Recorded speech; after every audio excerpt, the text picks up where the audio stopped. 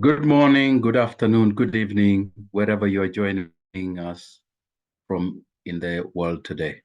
And a very warm welcome to our latest FIDIC webinar, where we will be highlighting the importance of collaboration in the fight against corruption.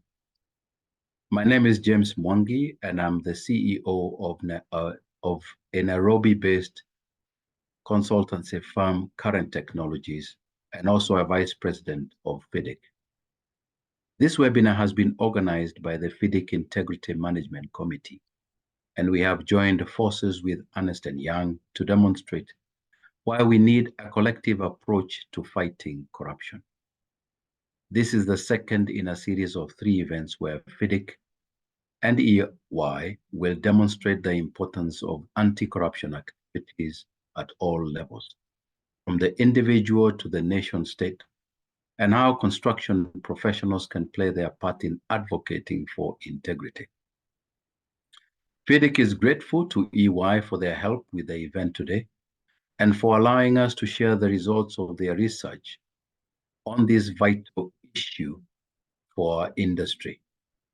Today's webinar, Why Collaboration is Essential in the Fight Against Corruption, will preview EY's recently published 2024 Global Integrity Report. The report is based on a major survey of more than 5,000 global board members, senior managers, and employees in some of the largest organizations and public bodies in 53 countries and territories worldwide. This year's edition identifies the need for speak-up cultures and whistleblowing as a significant theme.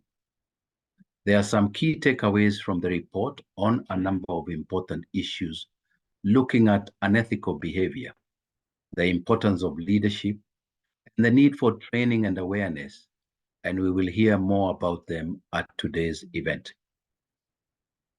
Our expert panels of speakers today are here to examine the key issues contained in the report in some depth, outlining the strategies that companies and organizations need to have in place to enable staff to report corruption whenever and wherever they find it. Integrity is one of FIDIC's core values. For many years, we have highlighted the need for organizations to put integrity at the heart of their operations. And we know that organizations that do this are more resilient, more profitable, and better able to retain their top talent and attract new customers, especially during challenging times. Acting with integrity also allows consulting firms to be seen as trusted advisors to customers, which in turn allows their customers to make better business decisions. But integrity is much more than a mission statement and written policies. It is something that everyone should have a responsibility for developing, from the CEO and the board right down to junior employees, business partners, and third parties.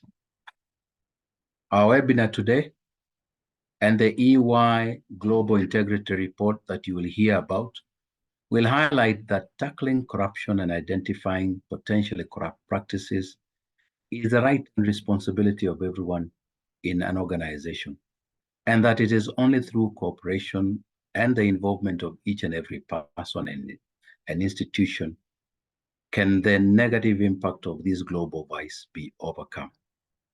I'm delighted that today's webinar will be chaired by Richard Stump, Vice President of leading US architecture, engineering, and consulting firm RS&H, and Chair of FIDIC's Integrity Management Committee.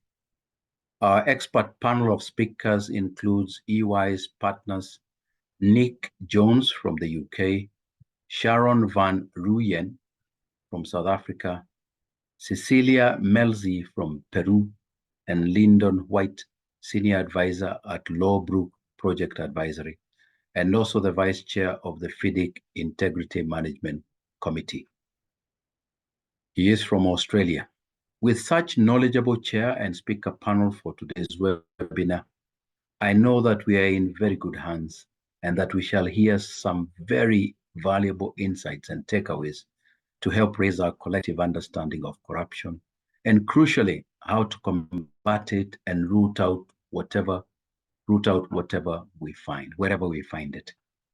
Now, it gives me great pleasure to introduce our chair of today's event, Richard Stump, Vice President RS&H and Chair of the FIDIC Integrity Committee.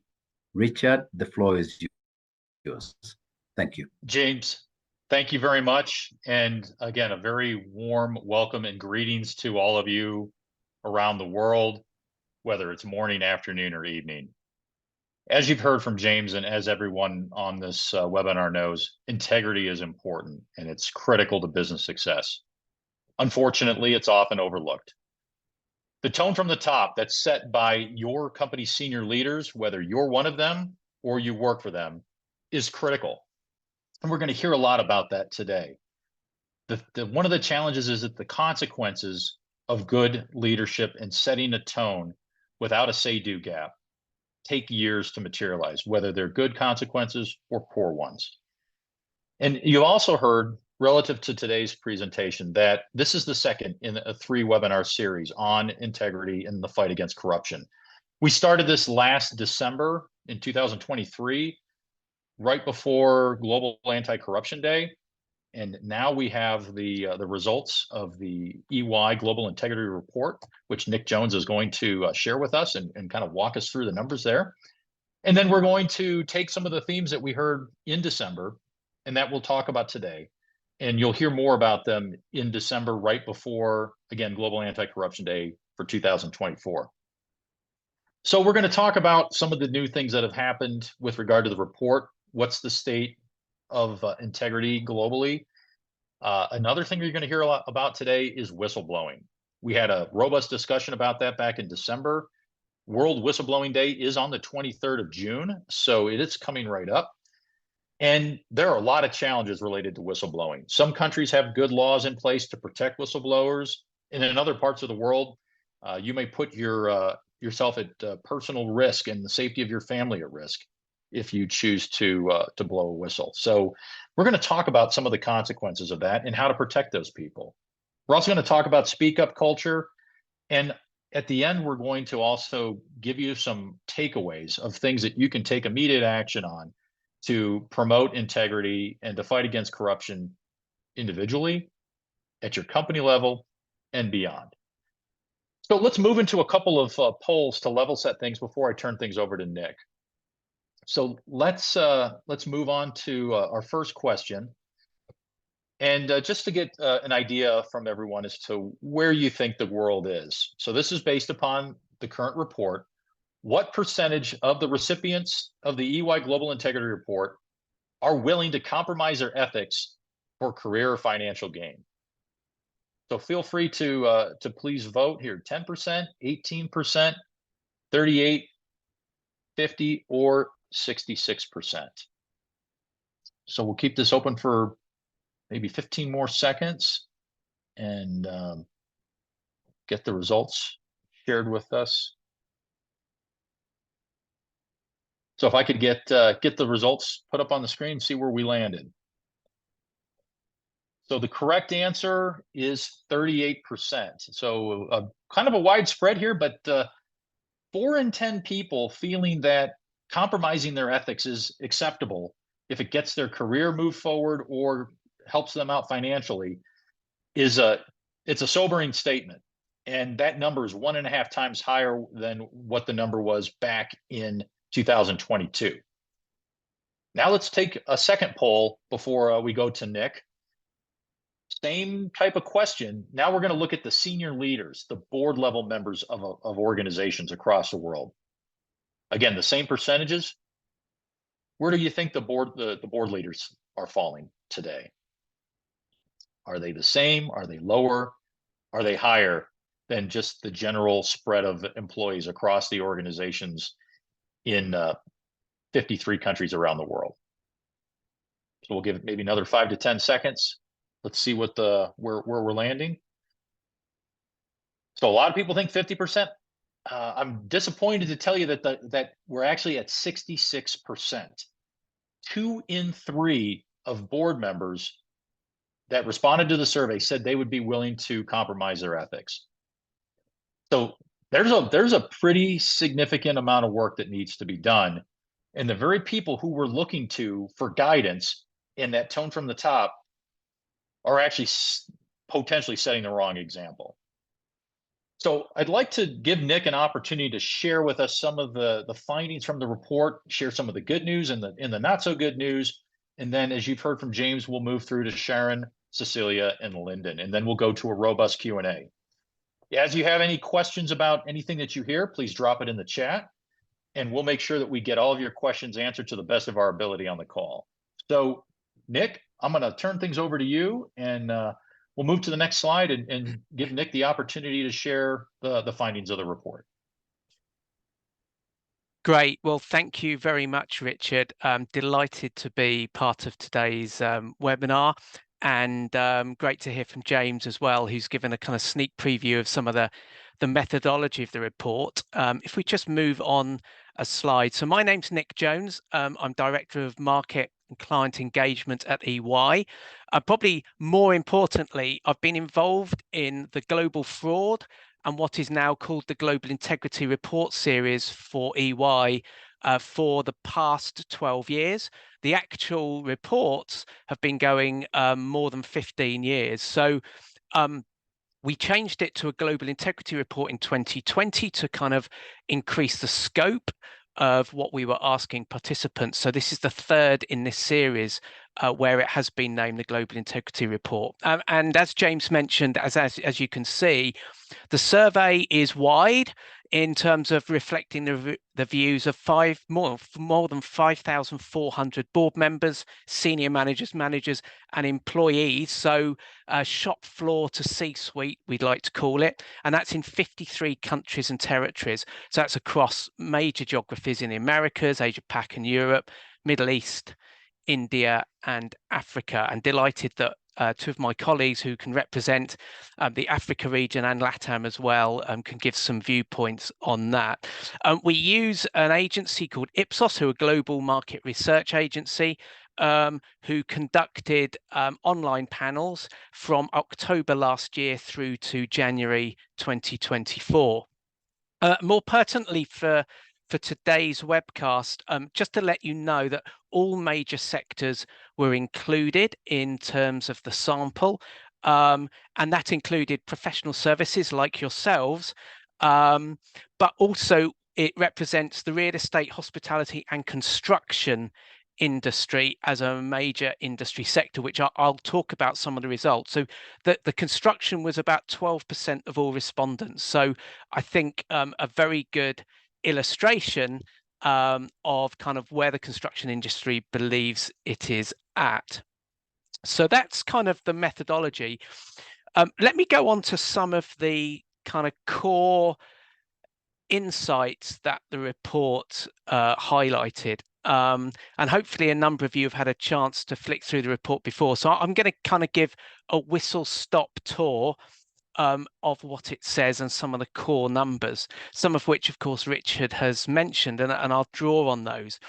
So if we go to kind of the left-hand side, integrity climate is improving, and that's kind of the good news story about the report. So almost half of global respondents think that compliance with their organization's standards of integrity has improved, i.e. got better in the last 2 years. Interestingly, in the construction sector, that was 58% of respondents. So that's up from 43% in 2022, and of course compares very favorably with the global number of 49%. So better news, I guess, in some ways in the construction industry. And in terms of construction, we asked respondents why they felt it had gotten better. 64% said that it was through the direction from management and leadership, 51% through stricter regulation. And just so you know that in terms of those numbers, don't add up to 100.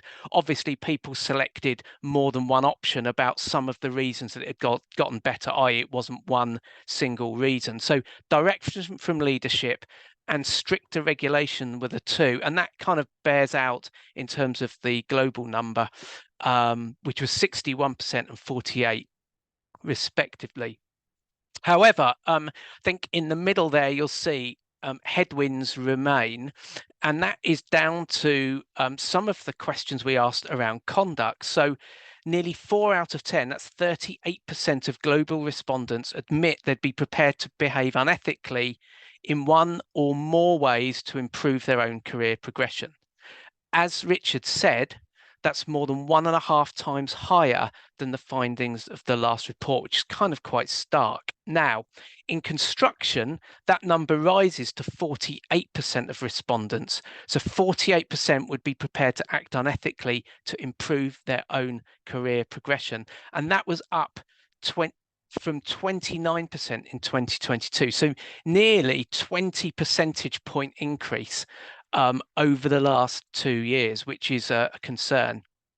The report also talks about third-party risk, which is a factor, and 2/3 of respondents said that when their organisation had an integrity incident, i.e. regulatory breach or fraud, a third party was involved. So it's just something to bear in mind.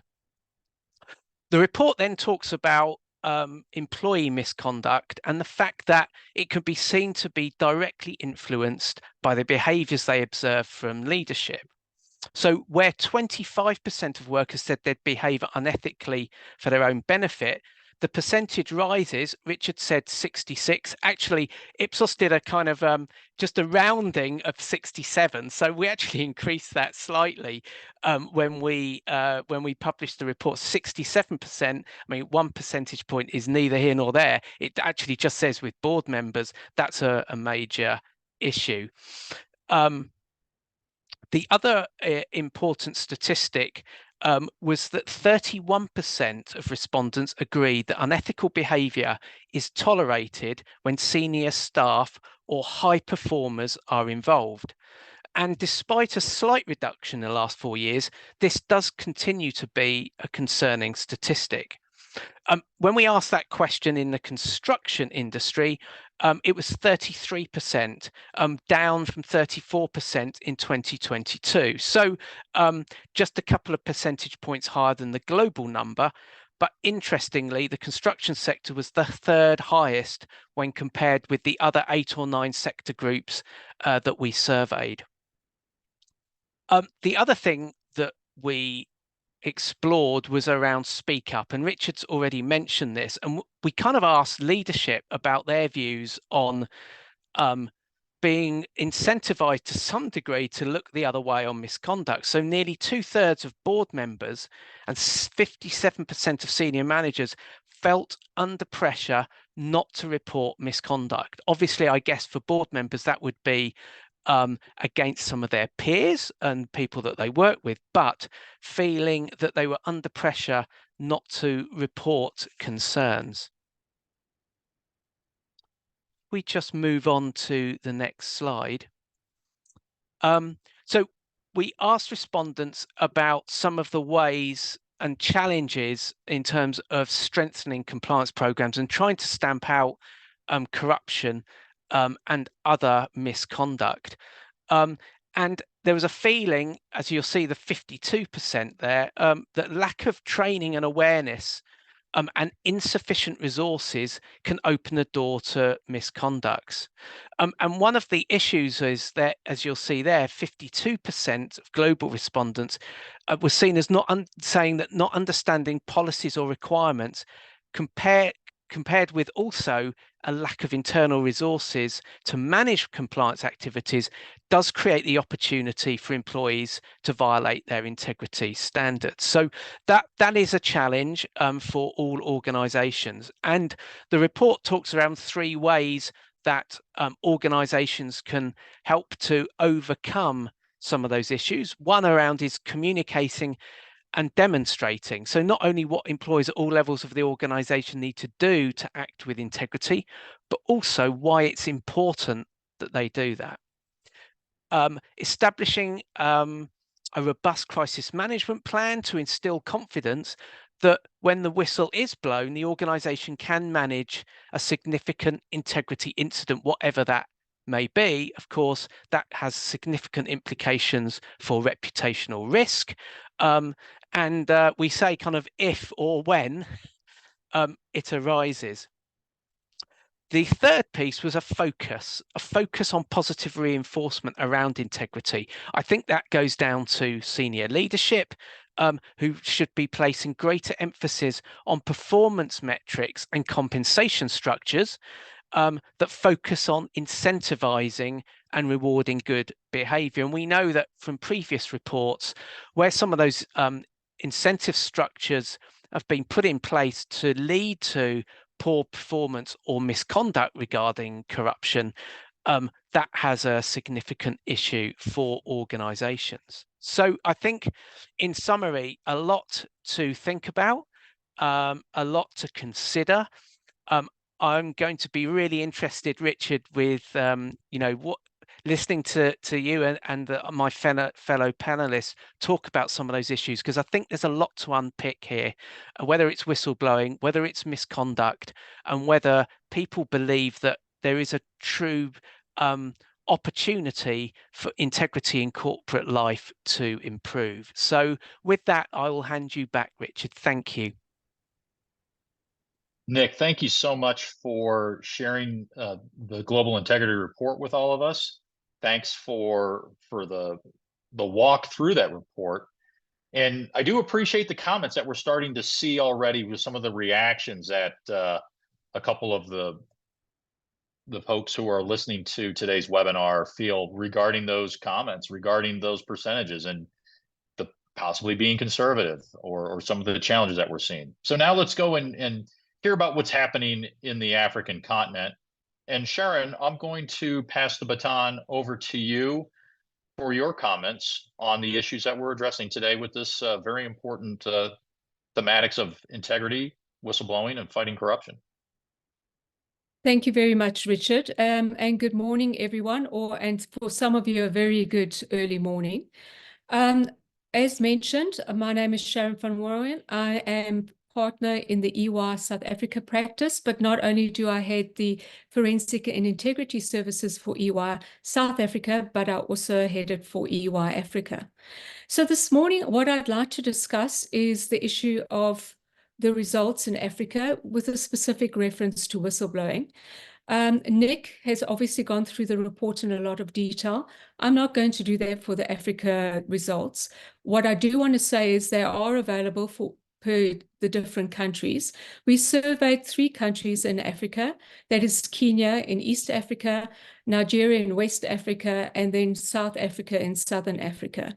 And there was about 200 respondents in this region. I'd like to delve into the results, the Global Integrity Report results, touching on Nigeria and Kenya, but more specifically South Africa. The reason why I say that is South African results, spoiler alerts, tend to be a bit behind that of Nigeria and Kenya. So let's talk about what we've spoken about many times, which is whistleblowing. And the report reveals a promising trend in Africa in terms of integrity and compliance. In South Africa, 61% of respondents report improved integrity compliance. But even more remarkable progress is that in Nigeria, 83% respondents, and in Kenya, 78% reported an improved integrity compliance compared to when we did this survey in 2022. So despite these positive trends, as mentioned, whistleblowing remains a very complex issue. The fear for personal and family safety is one of the substantial barriers for not reporting, especially in South Africa. Now, I want to pause here and tell you that the results for the fear for personal and family safety as a barrier, globally, 30% of respondents cited that. Interestingly, in Kenya and Nigeria, Kenya said 25% of respondents cited that as a concern, and Nigeria 26%. But when you look at South Africa, over 50%, in fact 52%, said that this is one of the substantial barriers to reporting, which is quite alarming. And even more concerning is its increase from 2022's results, which I thought was alarming already, which was 41%. So this underscores the need for a cultural shift that reassures individuals of their safety when they choose to speak up. In South Africa, there has been legislative changes, such as the amendments to the Prevention and Combating of Corrupt Activities Act. When we had the last webinar, this change hadn't come into effect, and I'd like to touch on it because it does have a bearing on whistleblowing. And then obviously we spoke about the Protected Disclosures Act. There has been a paper put out by the Minister of Justice with regards to proposed amendments in this regard, but there has been no changes. But the view is that it's the aim to address these fears by offering better protection to whistleblowers. In addition to that, there's a number of pieces of legislation, starting from the Constitution. I've mentioned the Protected Disclosures Act, which is really focused on employees and in organization. But even the Companies Act, which also focuses on suppliers of organizations and their ability to report allegations of misconduct to the organizations with which they work. So it's not just about employees. As I mentioned, there has been a recent amendment to the Prevention and Combating of Corrupt Activities Act. And this is actually concerning, but a positive development with regards to another arsenal for us in South Africa to protect us from corrupt activities. The offence is called failure to prevent. And those of you who are sitting in Europe, especially in the UK, probably know this offence very well. In fact, most of us feel like it's a cut and paste from the UK Bribery Act. The Section 34A amendment to the Prevention and Combating of Corrupt Activities Act came into effect last month. And as I said to you, introduces an offence called failure to prevent corruption. But just like the UK Bribery Act, it has a defence which is called adequate procedures. So it's very similar to the UK Bribery Act Section 7. It applies to private sector entities. It applies to state-owned entities. So those of you on the webinar today who do work or business in South Africa with the likes of Transnet or Eskom, it also applies to them. And these organizations will be liable if an associated person commits corruption to the benefit of that entity. Now, again, what is quite interesting is that you don't even need proof of the company's participation or knowledge of the corruption. It's what we would deem to be a strict liability offence. I won't go into what the definition of associated person and so forth, because obviously that needs a webinar all in its own. But suffice to say that service providers and contractors and employees are included in this. As I mentioned, companies can defend themselves by showing that they've got adequate procedures in place. The guidance has not been released what that means, but I think we could look to the UK Bribery Act to find out what that means. And if you have a look at the UK Bribery Act, one of the things that they say that you should have in place is, no surprise, an effective whistleblowing mechanism. And we're in the countries where you're allowed to, anonymous reporting options too. So again, this should hopefully enhance the whistleblowing legislation within the country. I mentioned to you that the Protected Disclosures Act, there is proposed reforms with regards to whistleblowing legislation. This was proposed late last year. We have not had finalization of it, but it looks like it could be quite wide sweeping. For example, what whistleblower might not just be in terms of the Protected Disclosures Act, but also the Witness Protection Act. They're talking about funding mechanisms for legal costs. They're talking about not just about occupational detriment, but detrimental action. So that means it's much broader than your employees. And also possibly a reverse onus, where employers have to prove that dismissals or detrimental actions are not related to whistleblowing. So this means we need to watch it closely, and employers will need to make sure that they revise their policies and disciplinary procedures. So great that all of this is happening at a country level or regional level. Most organizations have got whistleblowing legislation in place, but it's important to point out legislation at a country level sets the stage for protection. But within organizations, that's where the real test occurs. The culture and response to whistleblowing can vary dramatically, as we've seen. It can be one of compliance or the right thing to do, or it can be one that determines whether an employee decides to speak up or stay silent. So an organization, irrespective of the laws, really needs to ensure that their employees and suppliers and stakeholders feel that they have an environment where integrity is non-negotiable and reporting misconduct is safe and encouraged. Our report indicates that at an organizational level, there's still a perception that unethical behavior is tolerated. You've heard this from Nick. In South Africa, 28% of respondents agree with this sentiments, which is concerning and highlights the need for stronger ethical stance within organizations. One of the other things that we're looking at in South Africa is rewards and incentivization. Many countries across the world have this in place in some shape or form. In Africa, we're probably not to the extent other countries do. For example, Nigeria has this in place, Kenya to a certain extent, and South Africa is also looking at various models to incentivize whistleblowing, learning from the experiences of other nations. And we anticipate that in the Protected Disclosures Act, in the amendments thereto, that there will be some sort of incentivization. So something to consider as an organization as well.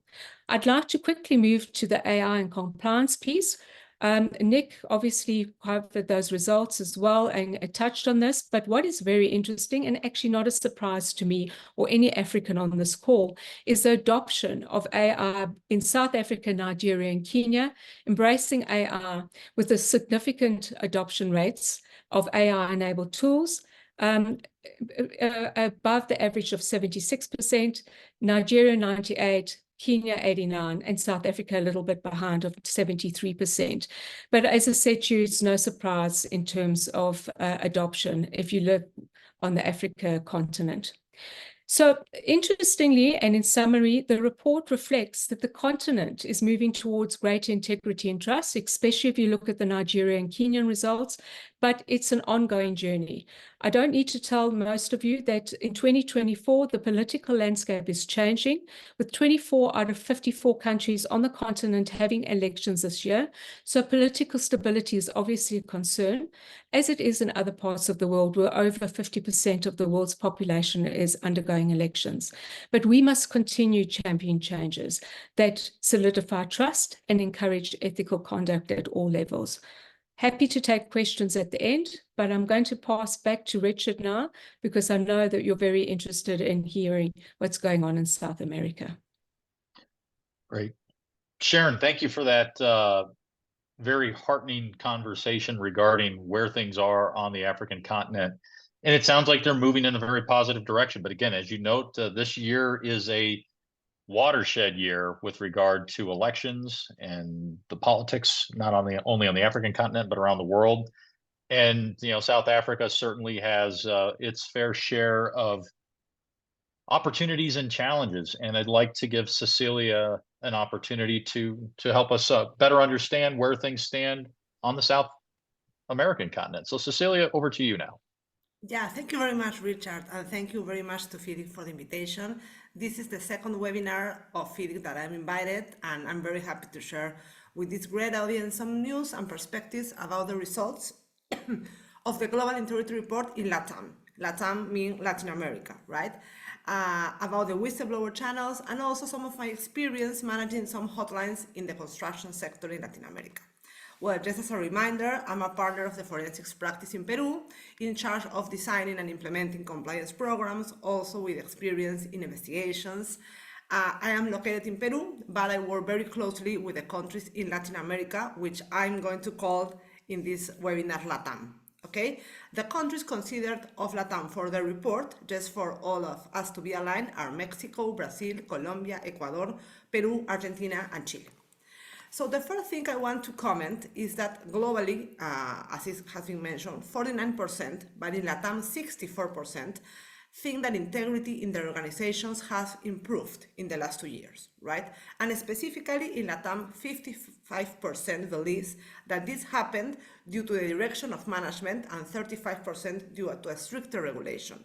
And here what I want to comment is the importance of this 55% that believe that this happened due to the direction of management to continue growing. What I mean? So the main reason to improve integrity for me should be the direction of management and not the regulation, right? I consider it is not a good message to organizations to say that a compliance program, for example, is being built due to regulations and due to the company wants to just avoid problems.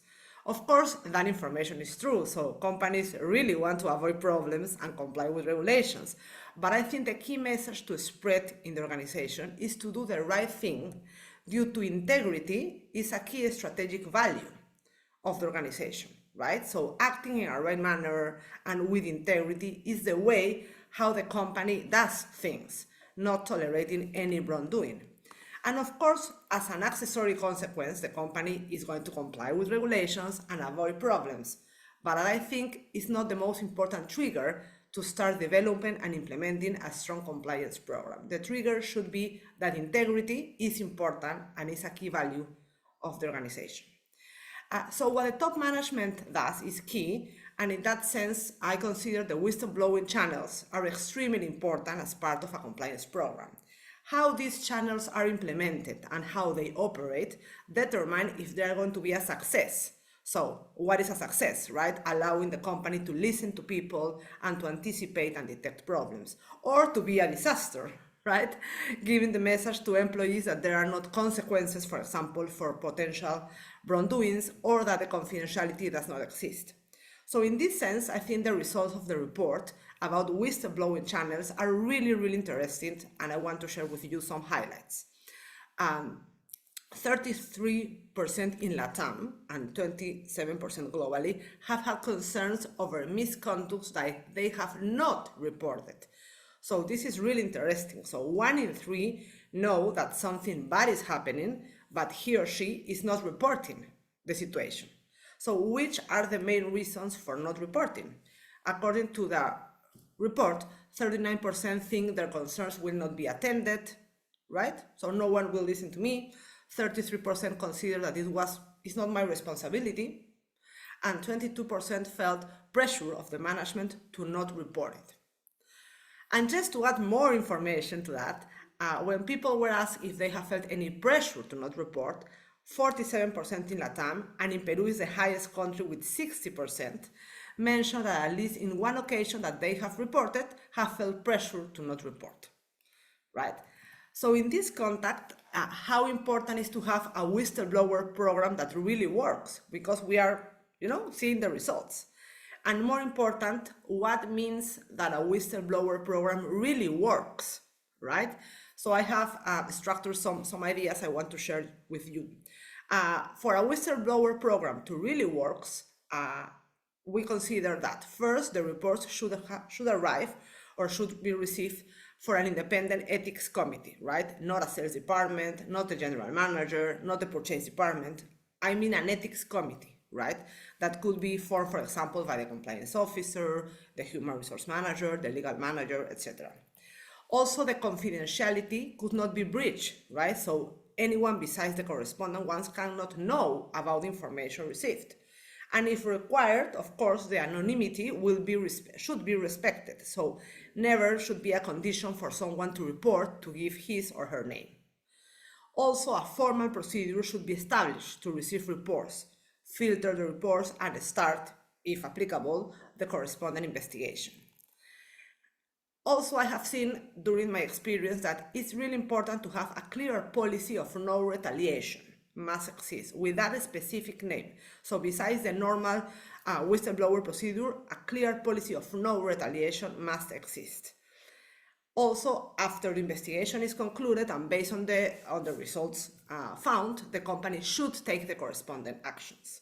And finally, training sessions should be given for all employees to understand that it's not only important to do the right thing, because everyone is told you have to do the right thing, but also you cannot omit or not let anyone know if you know something bad is happening, right? So I think this is an interesting point I want to highlight. And remember the reasons I mentioned for not reporting. The report is not going to be attended, it's not my problem, or I feel pressure. So I think with the best practices I have provided, I think those risks could be mitigated. And also an important topic I want to comment is the difference of perception between top management and other employees, right? That are highlighted in the report, which is big in the two following aspects. So 40% of the board members indicate that it's easier than before for employees to report, but just 26% of employees think the same. So we have a difference of 14%, right? 33% of the board consider that now the whistleblowers have more protection from retaliation, but just 14% of the employees think the same, right? So it's a difference of 19.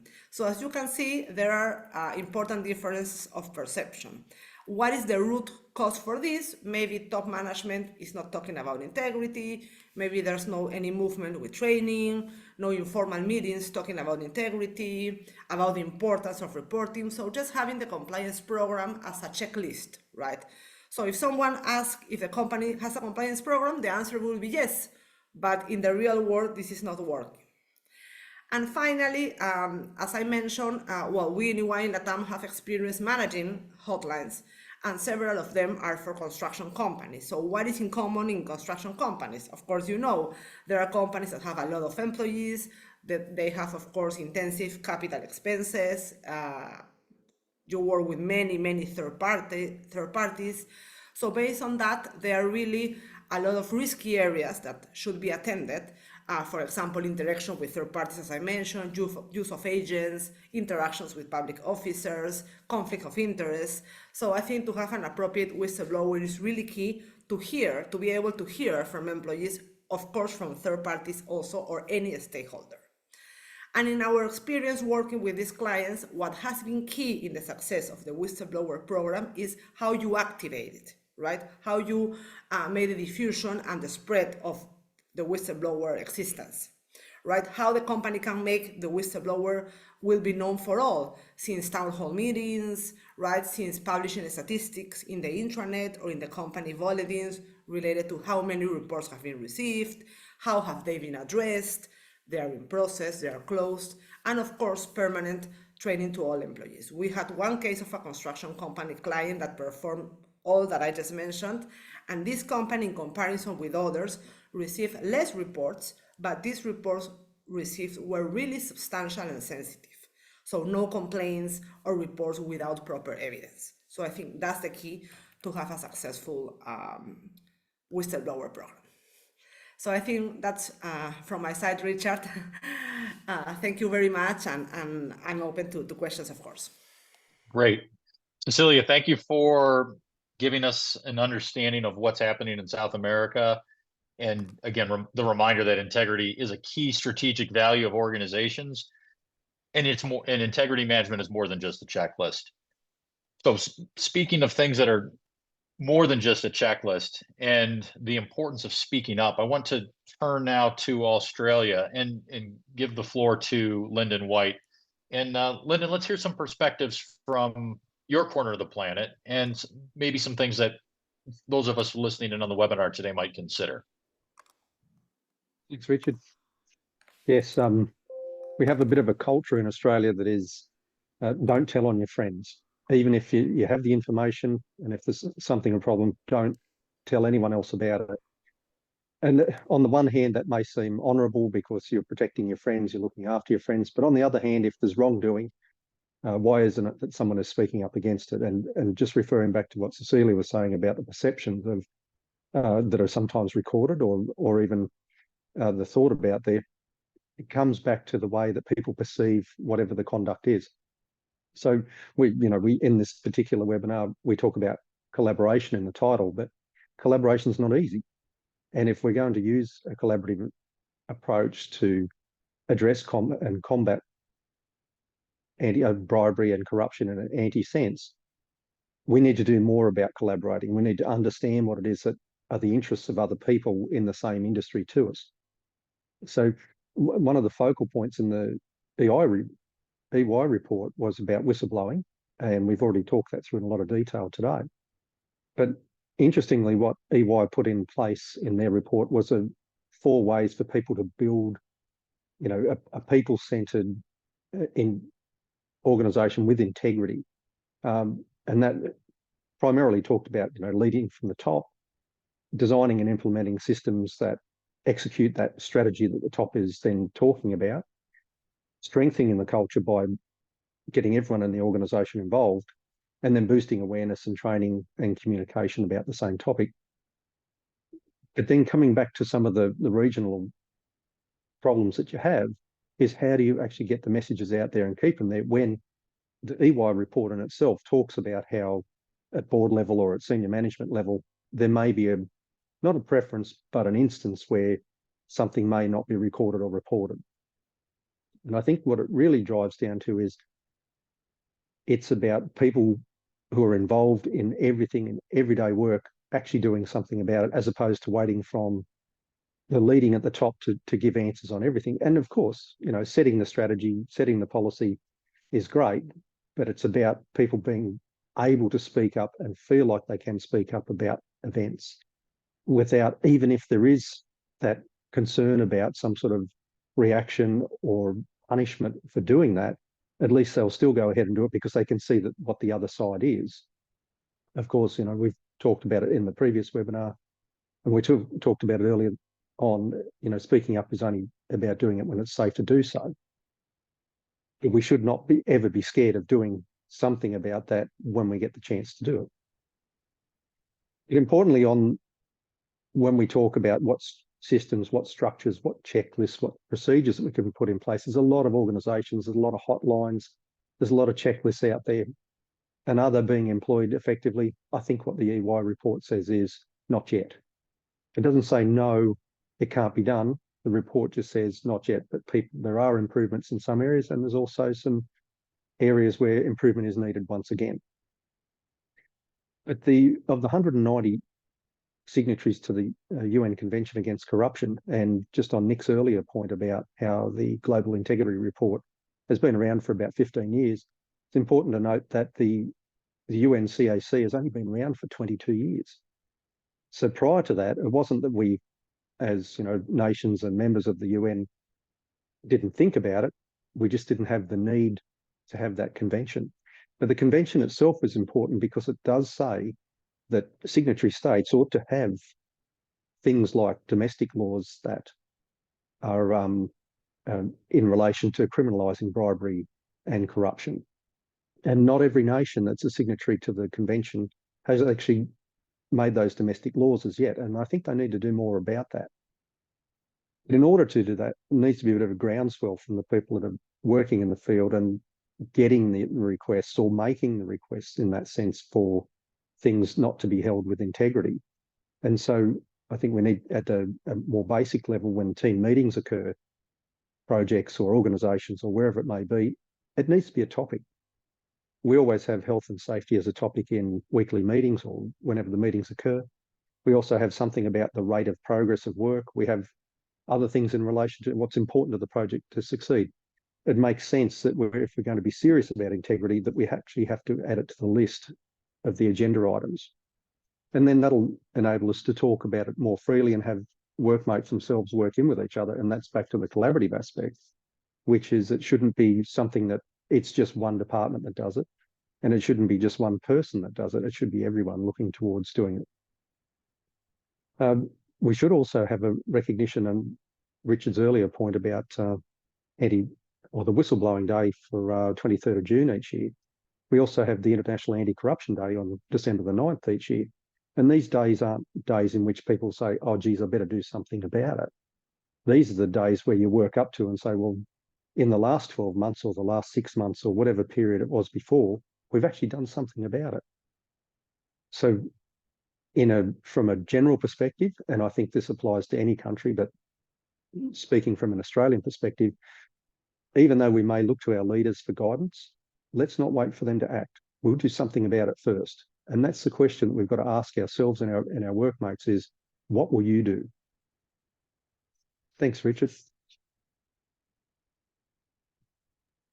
Lyndon, thank you for your thoughts on and perceptions on the challenges that exist down in Australia. But again, just the idea of not telling on your friends is probably not just an Australian theme. It's probably a universal one. And the idea that it's important to not wait for the tone from the top to tell you what to do. That, one of the important basic tenets of integrity is doing the right thing when no one's looking. So as we've gone through all of our panelists, and we've gotten some nice questions teed up in our chat, and I'm going to go through some of them, and some of these I'll post to specific members of the panel, and others I'll just ask for someone to respond. So the first question I'm going to take out of the chat has to do with anti-corruption limitations in former communist countries. And I realize we don't have anyone from Eastern Europe on our panel, but curious if anyone on the panel has had any experience with anti-corruption initiatives in the former Soviet states, and then maybe what that looks like, or some of the challenges and headwinds that you may be aware of in that part of the planet. Anyone have a thought on that particular area, which of course there's a lot of attention in that part of the world due to a lot of instability, and it's certainly, again, Nick, anything you can add from your perch in the UK?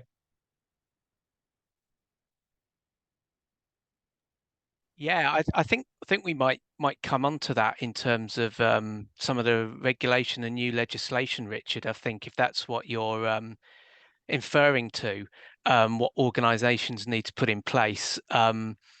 Just coming on to, you'll be aware that the failure to prevent in terms of fraud is a big topic in UK. And that's where organisations obviously can be liable under the new legislation to prevent fraud, and that means they're third parties, and that means employees and customers. So I think and subsidiaries as well. So that's kind of a big issue here right now, as organisations are reviewing their anti-fraud procedures and controls in particular. My understanding is that the feeling is that organisations may be more likely to be caught out under this legislation rather than the Bribery Act.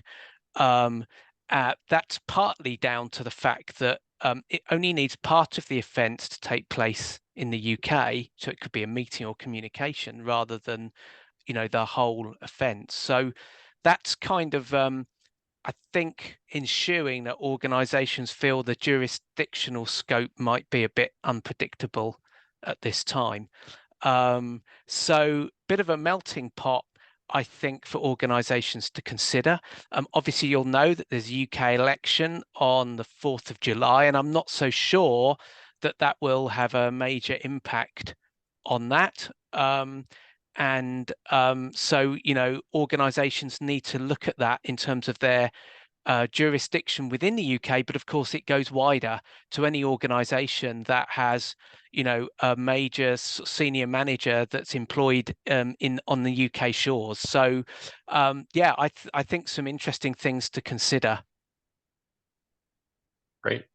Nick, thanks for the thoughts on the Economic Crime and Corporate Transparency Act in the UK. I mean, that is, and one of the things that's increasingly interesting about a lot of the legislation that's being passed in different countries is that it does extend outside the shores of the country where the laws are put into effect. As Nick just mentioned, this UK law, it can impact any company that has a British senior manager who does not prevent an economic crime. So Nick, thanks for your thoughts on that. Let's take a look at some of the other questions that we have here. We did have a comment, just as Nick, just a point to you for consideration in the next Global Integrity Report, a request to maybe take a look at respondents from the Caribbean and looking at what the temperature regarding integrity is in that part of the planet. No, thank you. And I think that's a good comment to make, and we'll certainly take that back. Just so that everybody knows, we actually increased the responses in the US. So there's 500 of those more than 5,400 responses are from the United States. I don't believe any are from the Caribbean, but that's certainly something as we look at the scope of the report in the future. So thank you for that comment, appreciated, and I'll take that forward as we scope the report in 2 years' time. Great, And Nick, thank you.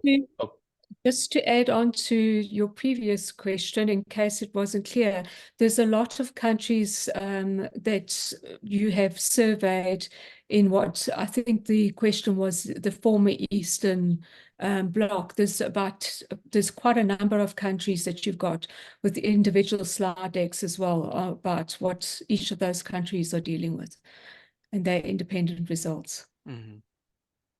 So Nick, if somebody wanted to find out what the slices of different country respondents look like, how could somebody on this call find that information, and is it available? Yeah, obviously we've made the report available at a kind of global level, and we do have country information that specifically is used by our practices locally, where they're consulting with specific clients who are interested in the global number. So that it's not publicly available, but certainly on request we can provide it and give some benchmarks about countries and regions. So I'd probably, if anyone on this call has a need to look at some of the country specific information, then please reach out to me, and I'm sure the contact details are at the end of the webcast, and then I can line you up with the local representative. So if it was in Peru, of course, I'd go to Celia. If it was in South Africa or some of the other African countries, it would be Sharon. So more than happy to. So we're not trying to not give that information out. It's just not necessarily public available, but we're always happy to discuss individual country and regional results. Great, Nick, thanks. Now I have a comment in the chat that I'm going to open up for anyone on the panel to respond. And so it's a challenge and solution question. So what are some of the main challenges that you've seen that organizations will face when trying to collaborate either with different organizations or sectors with regard specifically to anti-corruption initiatives? So that's one piece. What do those challenges look like? And then what would a solution look like to ensure effective collaboration between different organizations in an anti-corruption initiative? Yeah, if you can, you allow me, I think the main challenge when we are, for example, trying to helping companies implementing compliance programs and working in these different anti-corruption initiatives is that there is no like a genuine interest of the top management to do that. So it's just like a checklist, right? So I need to do that because I need to comply, well, as I was mentioning before, and not because I'm really interested in this, right? So when we compare, for example, the resource of compliance programs implemented in companies where the top management is really interested and is like giving a time and effort to do that, with the ones that the top management just say okay and no appear anymore, is a really big difference of how these compliance programs are really implemented. So I think it's maybe a cliche, but it's the top management involvement what is key and what makes the difference. And I think that's the main challenge, because it's a matter of culture, right, of integrity. And how this challenge be overcome? Well, with trainings, with sensibilizations, I don't know if that's the right word, to this top management for them to know that is really key, right? And also with trying to measure how effective is the compliance program. But I think that's another discussion we can have later. Yeah. Okay, so, Cecilia, go ahead, Sharon. So Richard, I was just looking at it from Cecilia's obviously spoken about the organization, but I'm looking at it outside the organization about Very often you've got industries who've got common challenges that work together in interest groups to try and solve fraud and corruption. And then obviously there's business groups themselves with different industries and sectors that work together.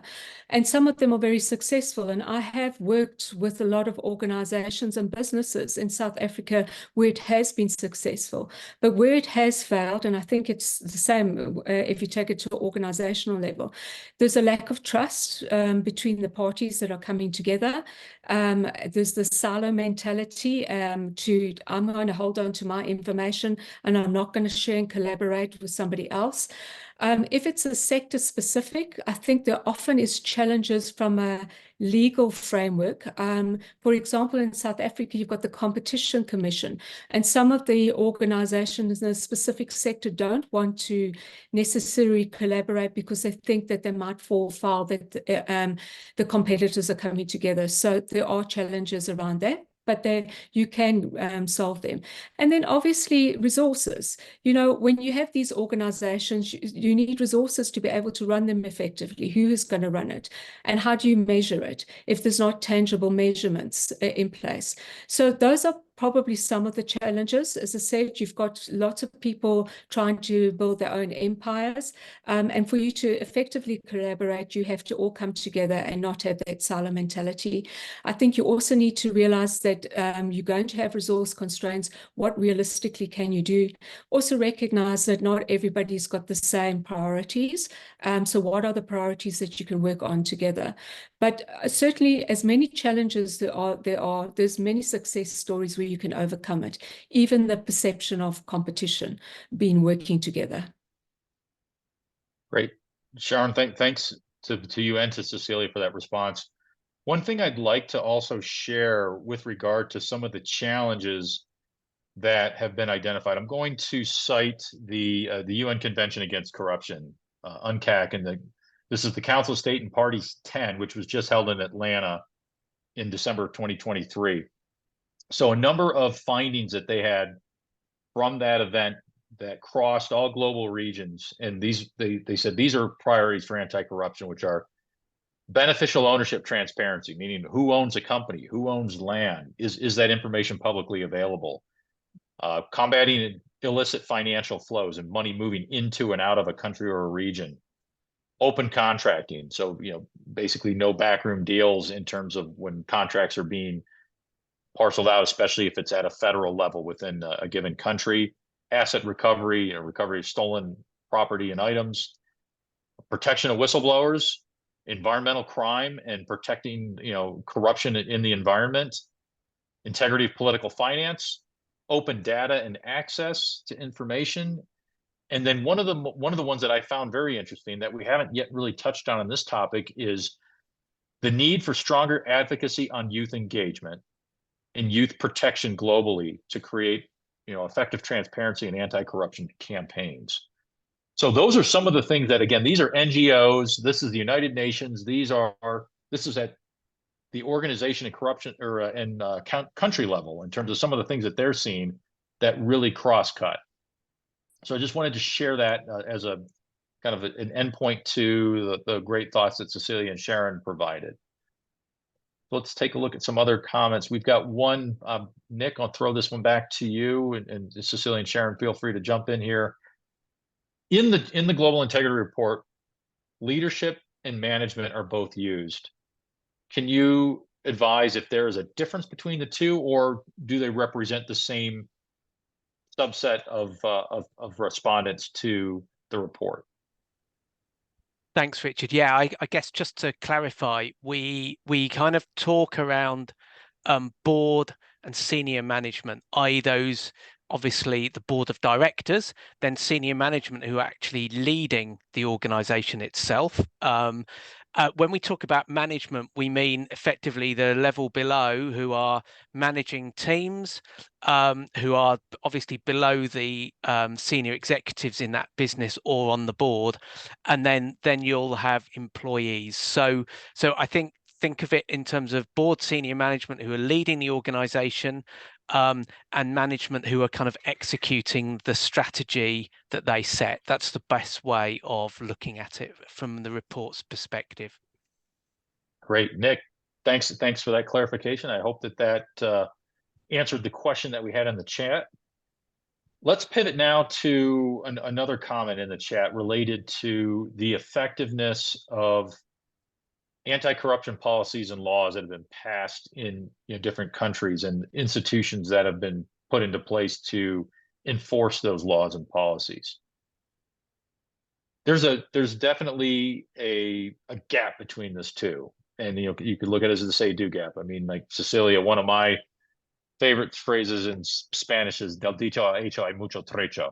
Between the saying and the doing, there's a big gap. So, what thoughts do you have on how that gap can be bridged?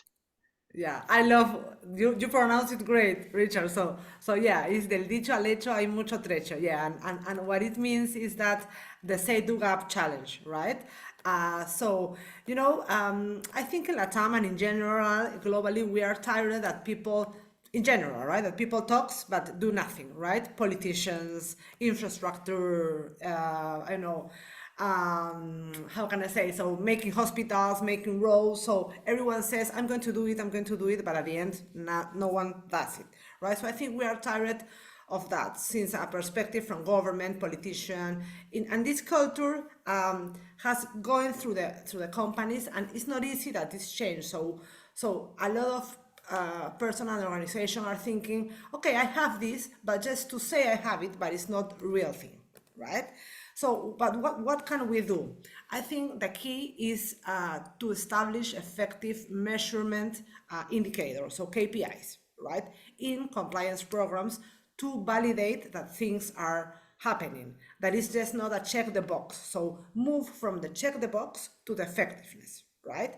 For example, how do we know that the training is well given and that the people is understanding? Maybe just with the attendance report will be enough? I don't think so, right? So how do we know that the due diligence, for example, processes are being done well and timely? How do we know that the whistleblower is working, right? Because, okay, I have it, but how do we know it's working? How many reports we received? Which areas? How are we as management are responding to those reports, right? In a uniform way, no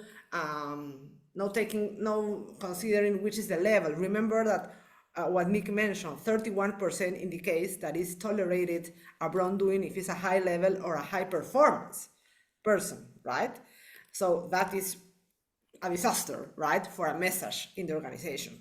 So how do we know that things are happening? So if we establish indicators and we measure them frequently with specific times, and depending on the result of this measurement, we take actions to improve or to reconstruct things, I think that's the key to help bridge that gap. Great, Cecilia, thank you. Sharon, you mentioned a number of key legislative initiatives in South Africa that seem to be trending in a positive direction, and noting that there was a pretty significant political election this year. What are your thoughts on how these new laws and new initiatives might be carried forward by a new administration? What would, if you were giving them some advice, how would you advise them to make sure that the gap is bridged? So as we speak, I think tomorrow our president is going to be inaugurated. So it really is. We've just had the elections, and I think anybody who's been in Africa or around the world will notice it's a very strange time in the life of South Africa, because now we have a government of national unity. Some people may call it a coalition. So with any legislation, as I said to you, the Prevention and Combating of Corrupt Activities recently came into existence. The amendment has come into existence. The legislation has been around for a while. The Protected Disclosures Act, the amendment has not been passed, but there's a lot of legislation that has been passed, and things have happened, not only because of corruption, but we also are on the grey list in terms of anti-money laundering provisions and so forth. So one of the things I think is critical for this country is you can have as great legislation, and that's the same anywhere in the world. You can have fantastic legislation, and we do, by the way, from our constitution all the way down. Sometimes it's about the enforcement. And I think that's probably why we were put on the grey list in the first place. It's about the enforcement. You can have the legal provisions in place, but if you don't enforce these, then nothing's going to change. And enforcement goes beyond, just having the legislation in place. It's going to have the right people to be able to drive these cases, both in terms of critical mass, both in terms of experience. The political will, we always talk about it, but you've got to have the political will as well. And, again, we can sit on our hands as civil society, as organizations and that, and say it's government's responsibility. Government must fix it. Government must drive it through. But as corporate South Africa or corporate citizens, we should be part of it. We should be part of this business initiatives to make sure that they are capacitated. But let's not kid ourselves.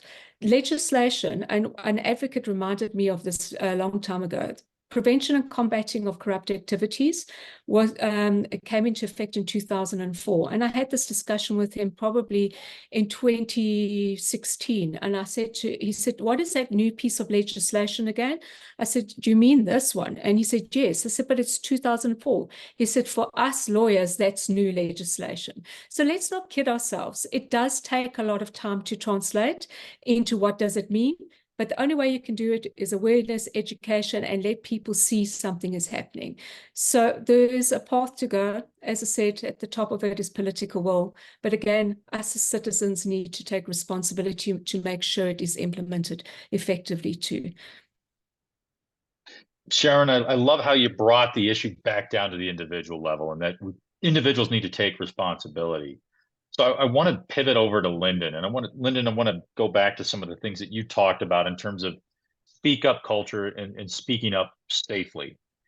Now, again, kind of going back to the say-do gap and the reporting gap, 38% of the respondents in the Global Integrity Report didn't report incidents because they felt that they wouldn't be acted on.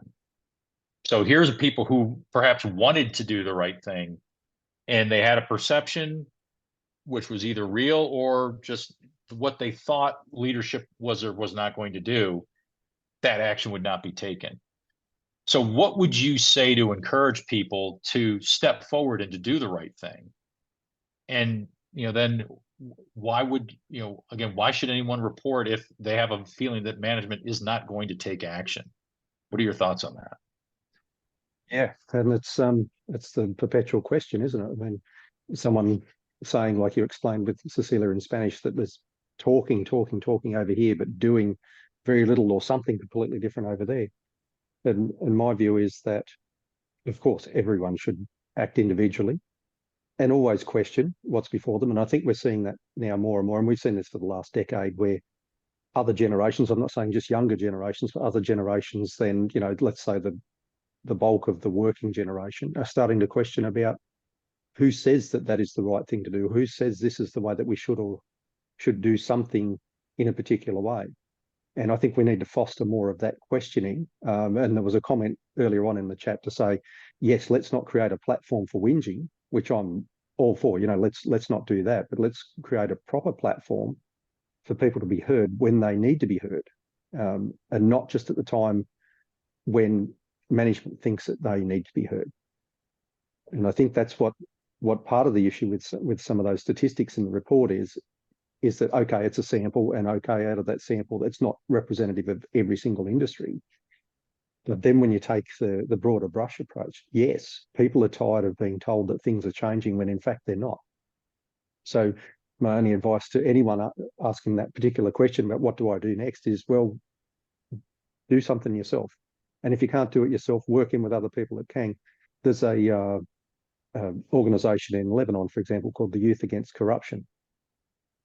A smaller group of, say, a dozen or so people that initially started out and said, we're under 30 years of age or in that sort of age group.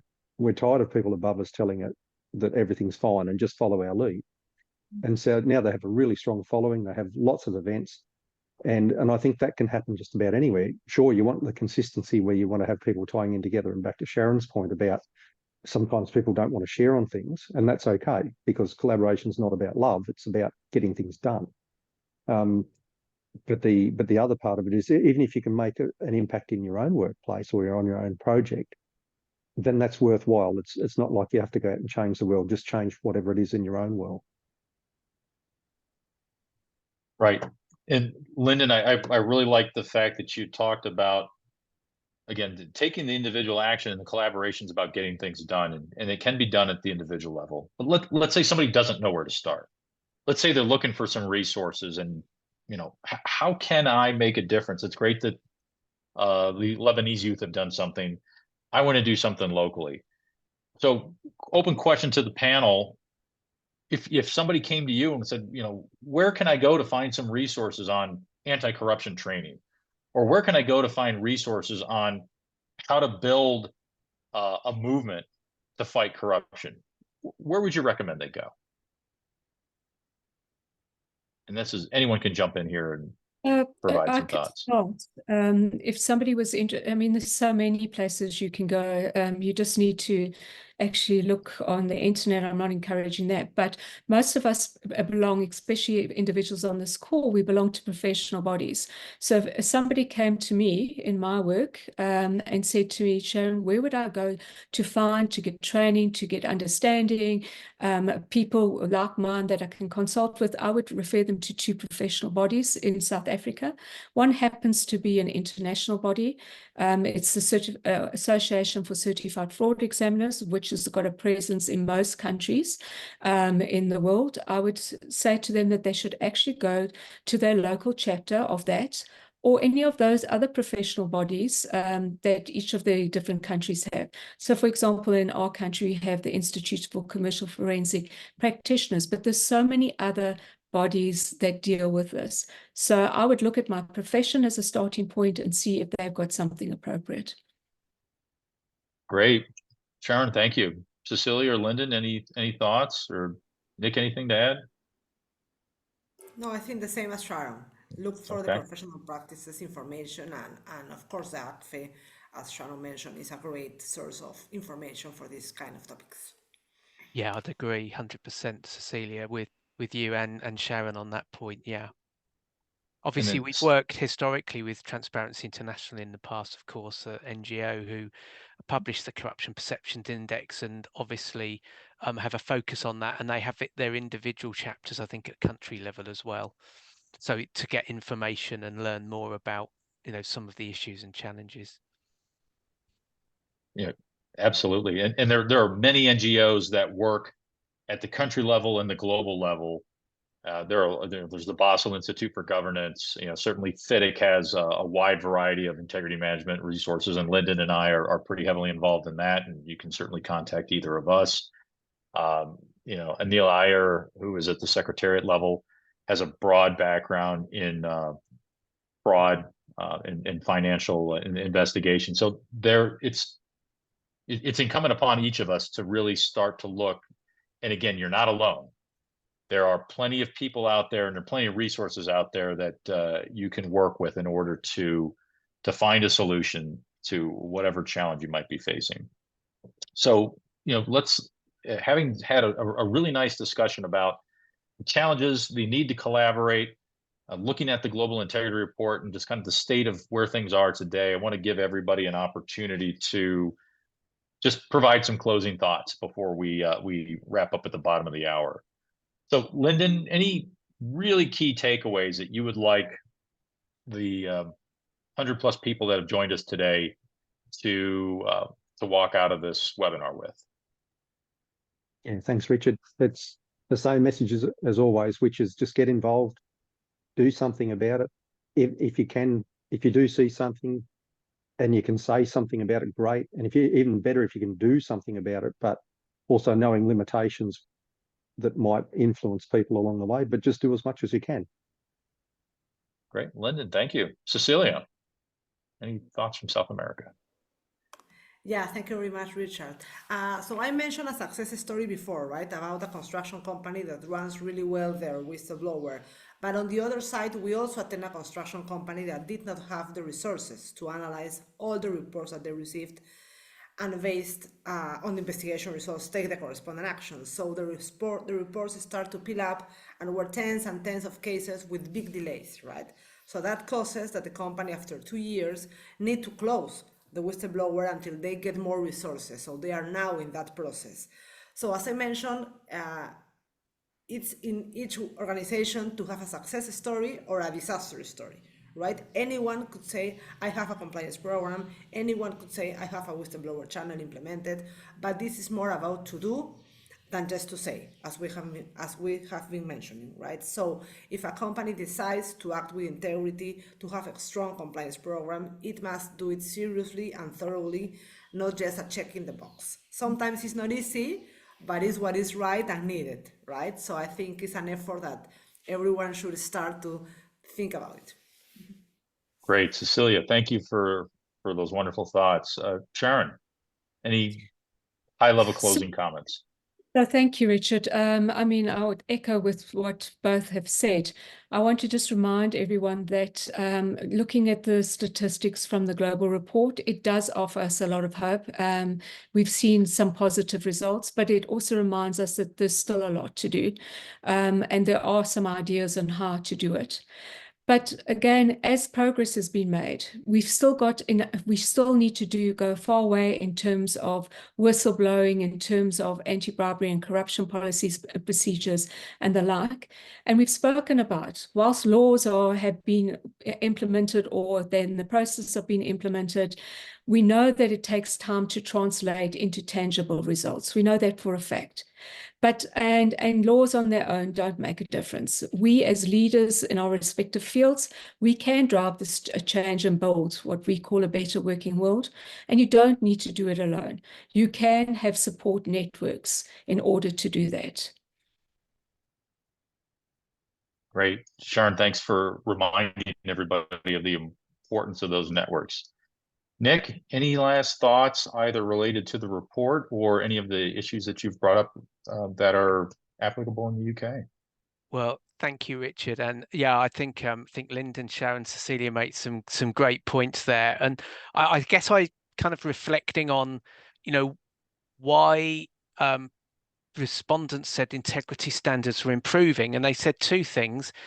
One was the highest score was direction from leadership, and the other one was a regulatory and compliance. And I agree with Sharon, it's not just about complying with laws and regulations. That's important, and I think where you have high enforcement, that can change things. But frankly speaking, I think it comes down to organizations taking responsibility through governance, better governance across the organization, and individuals taking their own ownership of this issue, which kind of leads into my second one, which is culture, and developing a culture that allows people to feel safe in speaking up, that actually senior leadership embrace that because they think that that's a healthy and strong thing, and it's used to improve conduct in the business. So that would be kind of my parting thoughts. Thanks, by the way, for everyone who's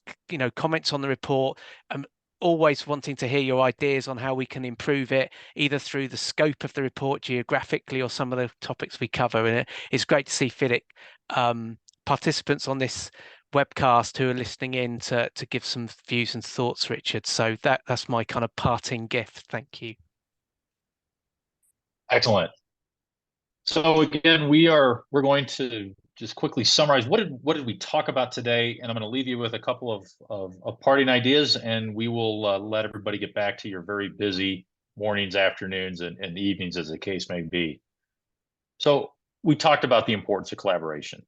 We've talked about a lot of the findings that came out of this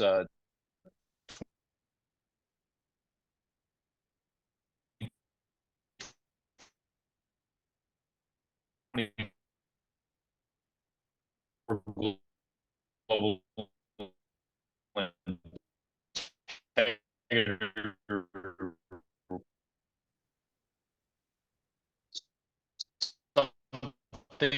are moving forward and some things are moving backward. The thing that is, I say, legislation's not enough. It really boils down to the individual, and it boils down to the culture.